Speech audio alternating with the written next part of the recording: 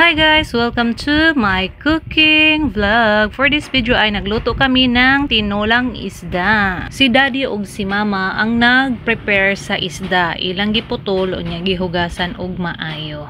Mas nindot man good guys kung magluto nga magtinabangay para dali matapos, di ba? Unya, ako pod ang na-assign sa paglabnot aning mga malunggay, charot.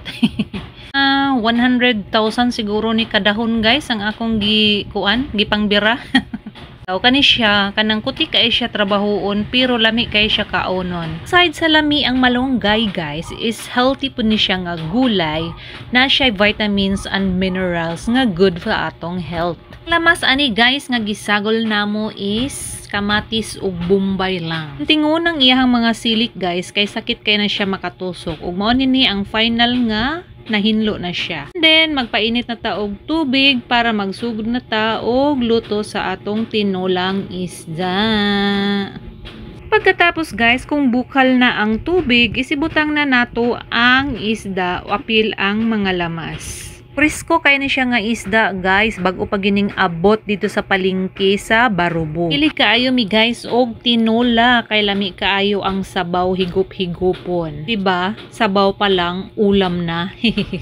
Ug lastly guys, ibutang na nato ang malunggay nga perting daghana gyud. Pero pagkaluto day ana guys, gamay ra kayo ang matibog, ambot nga no. Mangod si mama guys, lami gyud kaayo kung daghan ang kalamonggay. In fairness, lami man gyud pud siya guys.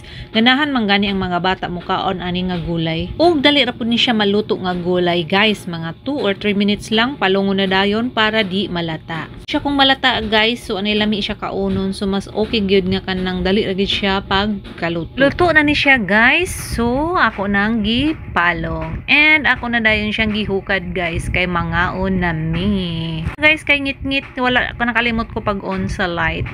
And mara to siya guys. Thanks for watching. Enjoy cooking. Happy eating.